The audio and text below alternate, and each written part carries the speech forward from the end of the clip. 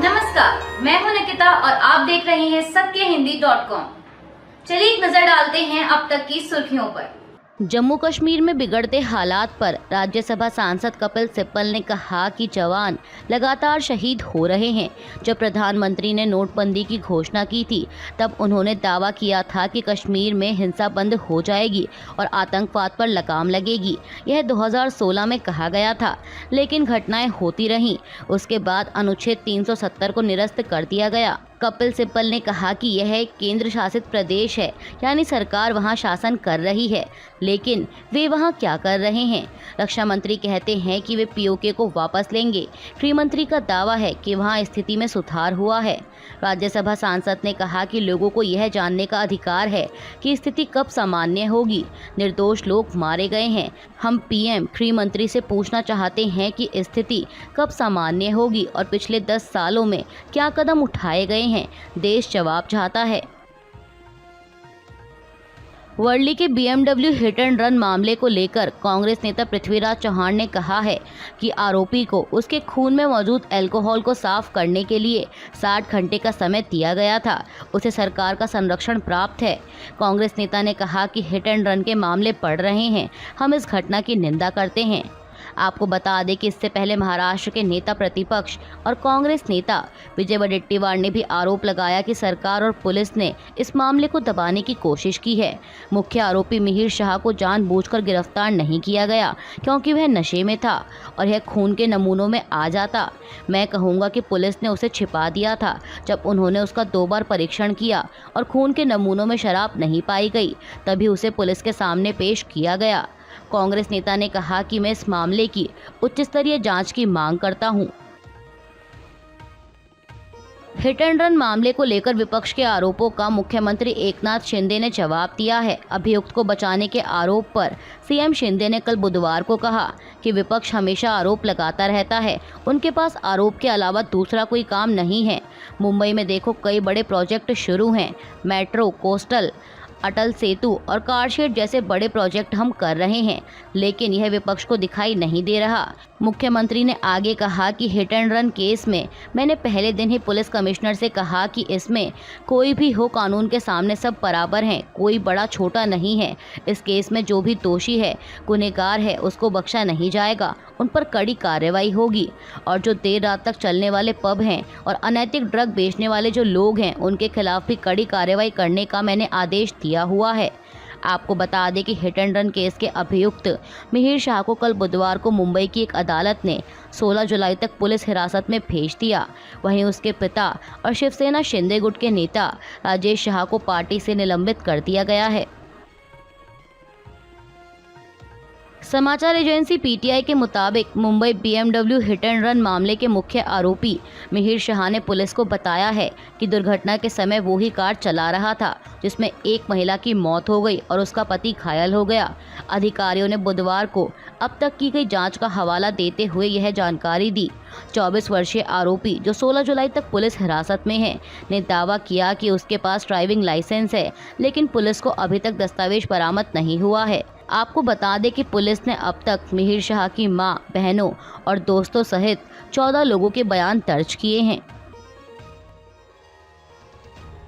Supreme court ने कल बुधवार को एक बड़ा फैसला देते हुए कहा है कि आपराधिक प्रक्रिया संहिता के सेक्शन 125 के तहत मुस्लिम महिला अपने पति से गुजारा भत्ता की मांग कर सकती हैं। सुप्रीम कोर्ट ने कहा कि ये धारा सभी विवाहित महिलाओं पर लागू होती है, चाहे उनका धर्म कुछ भी हो। मुस्लिम महिलाएं भी इस प्रावधान का सहारा ले सकती हैं। वहीं अब इस फैसले पर all India Muslim personal law board के संस्थापक सदस्य मोहम्मद सुलेमान ने प्रतिक्रिया दी है। उन्होंने कहा कि शाहबानो केस में सुप्रीम कोर्ट ने साल 1985 में जो फैसला सुनाया था, उसके खिलाफ पर्सनल बोर्ड ने आंदोलन चलाया और इसके बाद एक कानून वजूद में आया। उस कानून की व्याख्या सुप्रीम कोर्ट करता है। उस वक्त ही सुप्रीम कोर्ट ने कह दिया था, जो लोग धारा 125 के तहत राहत चाहेंगे उनको राहत दी जाएगी। इसमें मुस्लिम समुदाय भी शामिल है। मुस्लिम धर्मगुरु ने आगे कहा कि सुप्रीम कोर्ट की ये मान्यता रही है कि जो महिलाओं के अधिकार के लिए धार्मिक गारंटी है वो पर्याप्त नहीं है। उन्होंने कहा कि हालिया फैसले पर मुझे यही कहना है कि जो हमारी बहनें हैं, तलाक या किसी वजह से अलग हो जाने पर वो इस्लामिक कानून के मुताबिक न्याय चाहती हैं तो यह उनके लिए बेहतर है। जिन बहनों को यह लगता है कि धारा 125 के तहत भरण पोषण मिलना चाहिए वो कोर्ट जा सकती हैं, लेकिन इसमें एक मसला है कि अलग होने के बाद भी वो रिश्ता खत्म नहीं होता और महिला दूसरी शादी नहीं कर सकती, क्योंकि भरण पोषण लेने की वजह से दोनों के बीच वो ताल्लुक बना रहता है, इसीलिए ये अप्राकृतिक अमल है। कल बुधवार 10 जुलाई को राजस्थान की वित्त मंत्री दिया कुमारी ने राज्य का पूर्ण बजट पेश किया, जिसमें वित्त वर्ष 2025 के लिए 4.95 लाख करोड़ रुपए का खाका है, जिसमें 5 साल में 4 लाख भर्तियां, 9 ग्रीनफील्ड एक्सप्रेसवे का विकास और रसोई गैस और सीएनजी पर मूल्यवर्धित कर यानी वैट को 14.5% से घटाकर 10% करने की घोषणा की गई है। वित्त मंत्री ने स्वास्थ्य क्षेत्र के लिए 27,000 करोड़ रुपए और राज्य के 25 लाख ग्रामीण घरों में नल का पानी उपलब्ध कराने के लिए 15,000 करोड़ रुपए का प्रस्ताव रखा। उन्होंने सार्वजनिक स्थानों पर महिला शौचालयों के निर्माण की भी घोषणा की। आपको बता दें कि इससे पहले दिया कुमारी ने लोकसभा चुनाव से पहले 8 फरवरी को राज्य विधानसभा में अंतरिम बजट पेश किया था, जिसमें वित्त वर्ष 2024-25 के पहले 4 महीनों के लिए 1.75 लाख करोड़ रुपए का खाका है। राजस्थान के बजट पर प्रदेश कांग्रेस अध्यक्ष गोविंद सिंह डोटासरा ने कहा कि यह बजट सिर्फ आंकड़ों और शब्दों का मायाजाल है। इस बजट में प्रतियोगिता थी कि कितनी बार मुख्यमंत्री भजन लाल का और कितनी बार प्रधानमंत्री का नाम आएगा। बजट की गरिमा को तार-तार किया गया है। इन्होंने 4 लाख युवाओं को नौकरी देने की बात की है। ये किस विभाग में नौकरियां निकालेंगे, कहां से नौकरियां देंगे, इनका कोई विजन नहीं है।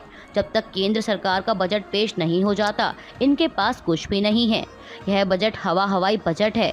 बता दें कि इससे पहले कांग्रेस नेता सचिन पायलट ने भी कहा था कि मुझे उम्मीद थी कि प्रदेश में बढ़ रही बेरोजगारी और महंगाई को लेकर कुछ कड़े कदम उठाए जाएंगे, लेकिन बजट भाषण को सुनने के बाद यह प्रतीत हो रहा है कि सिर्फ खानापूर्ति की गई है, कोई ठोस कदम नहीं उठाए गए। अपनी 3 दिवसीय विदेश यात्रा के दौरान कल बुधवार को ऑस्ट्रिया पहुंचे प्रधानमंत्री मोदी ने कहा कि भारत ने दुनिया को युद्ध नहीं बुद्ध दिया है, शांति का संदेश दिया है।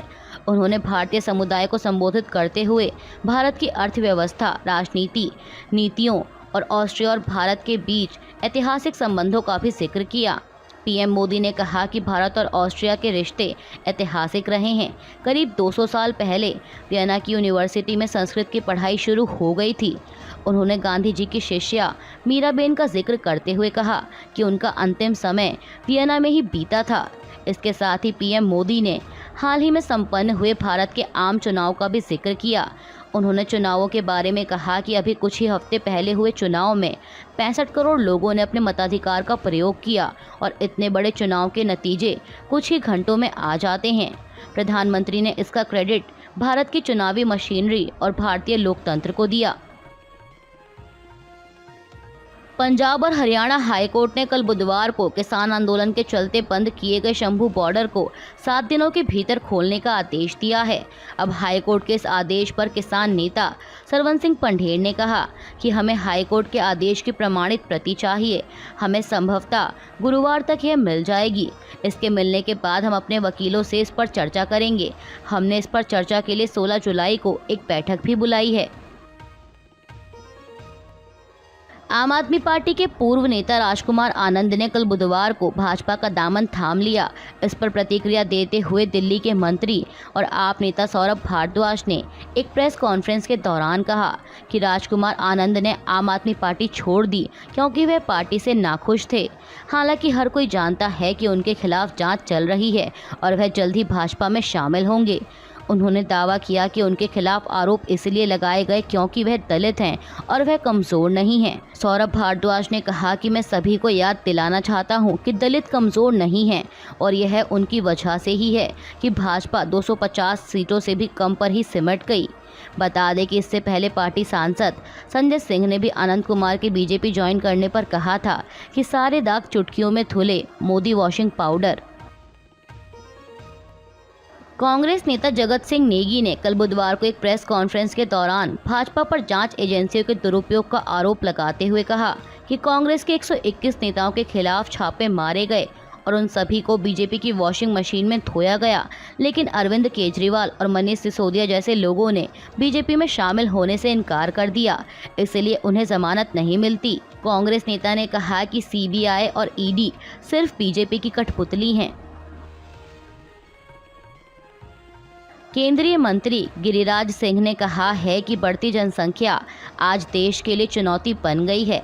ऐसे में भारत की बढ़ती जनसंख्या हमारे लिए एक तरह की चेतावनी है।